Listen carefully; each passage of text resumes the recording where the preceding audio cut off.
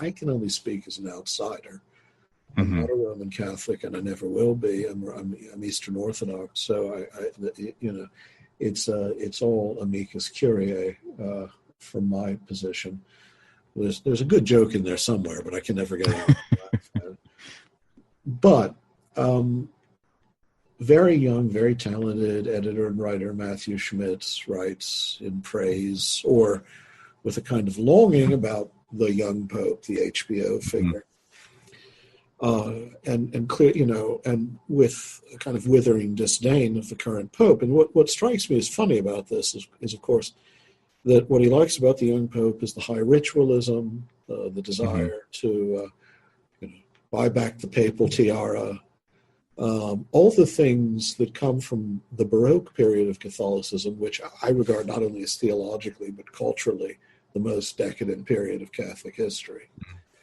And when clerics really were just princes of the church and dressed as such and behaved as such and expected deference and the high clericalism of the young Pope appeals to. But of course, another thing about the character that scarcely gets mentioned in the column is he's not a believer. He's not a Christian. He loves high clericalism, but the gospel is not part of his worldview. This is just register, and that sort of oddly conforms to my expectations of a lot of the Catholic traditionalists I know who hate the Pope. I mean, they want the Tridentine Mass, which I, as an Orthodox, think is scarcely better than the Novus Ordo. I mean, the 16th century atrocity, to be honest. I mean, if you wanted to go back to the Mozarabic liturgies or the older Roman canon of the Mass, I could understand it. But unless you've got a full choir performing Palestrina, the Tridentine Mass is about as absorbing spiritually for me as reading a phone book.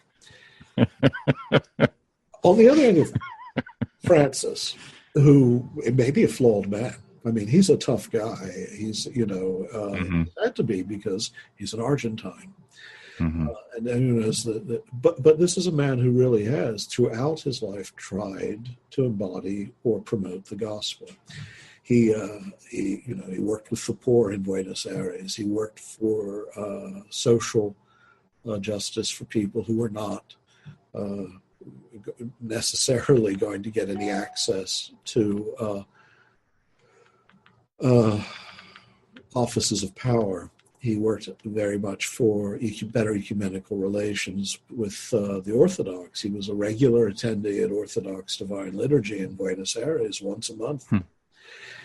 And who, at this moment, the same Catholic traditionalists who say they want a strong voice of Catholic moral authority, is in Europe the guy who is most outspoken as a pro-life figure, for instance. The one, he's been quite clear on that.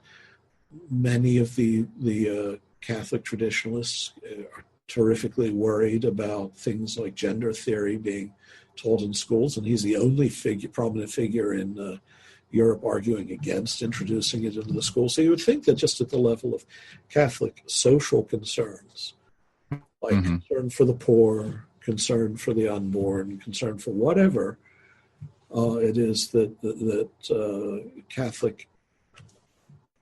Catholic understanding of the gospel promotes, he should be their man. And yet they worry about the ambiguous wording of a single footnote in Amoris Laetitia, in which he has the unspeakable gall, verging on heresy, to suggest that a confessional shouldn't be treated as a torture chamber. We know a confessional should be a torture chamber. All right, okay, I'm sorry.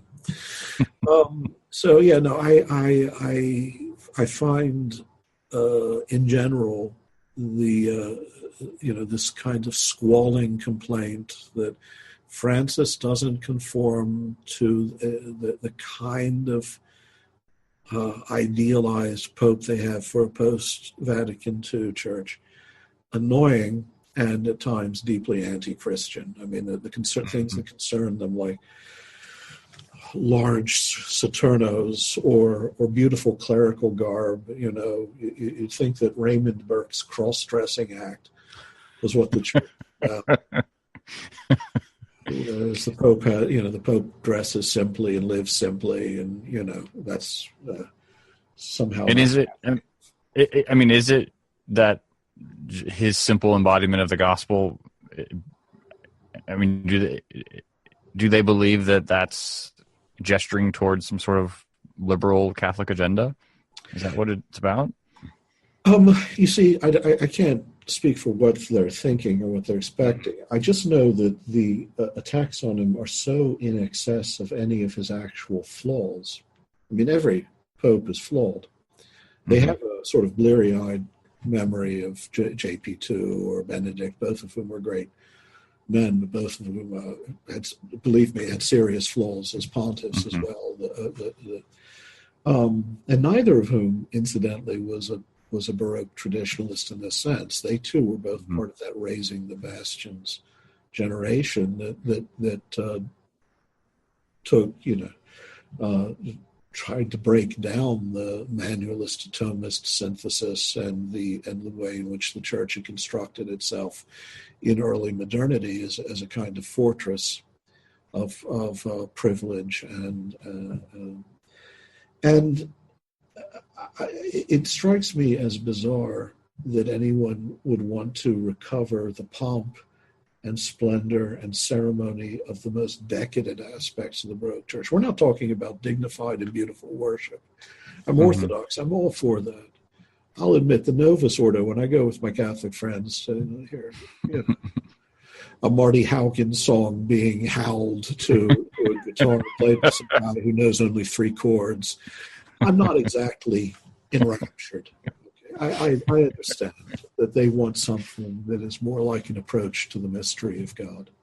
I don't think that the Tridentine liturgy is an ideal expression of that, but maybe for many it's a better expression than the current kind of tie-dye and I'm not going to actually, I was about to make a joke that's in bad taste, so I'll stop there.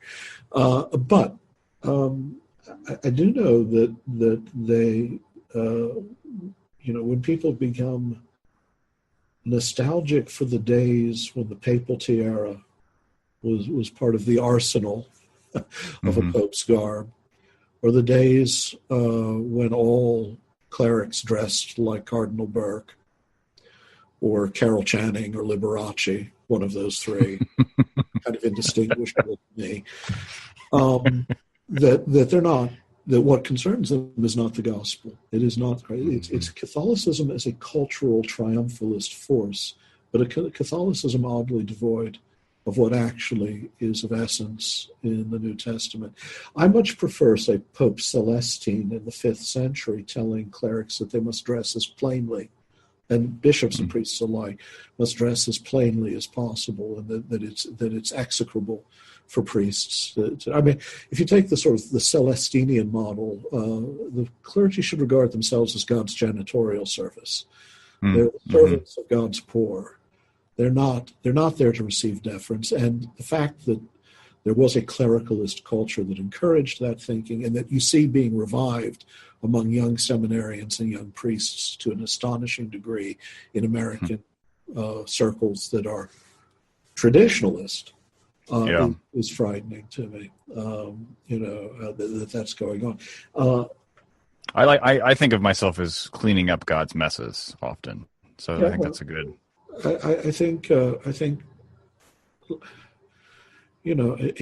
priest is not the leader. A bishop, even the Pope, is not supposed to be the prince of the church. I mean, that language, prince of the church, always sort of recognize the irony in that, the archon of the church, so to speak. Servus servorum Dei, slave of the slaves of God, is a good starting point. You alluded to one last point I want to make, that this sort of traditionalism stepping away from the bad taste in clerical garments and the kind of camp attire that goes with it. It is odd to see a desire to return to the theology as well of the 16th century as traditionalism, And what they called the Nouvelle Théologie was the result of a ressourcement movement which revived patristic learning. So that we have the traditionalists now regard themselves as more traditional than those movements in theology and Catholic culture that were inspired by the 4th and 5th century. Because as we know, the Baroque pontificate came before the gospel. Okay.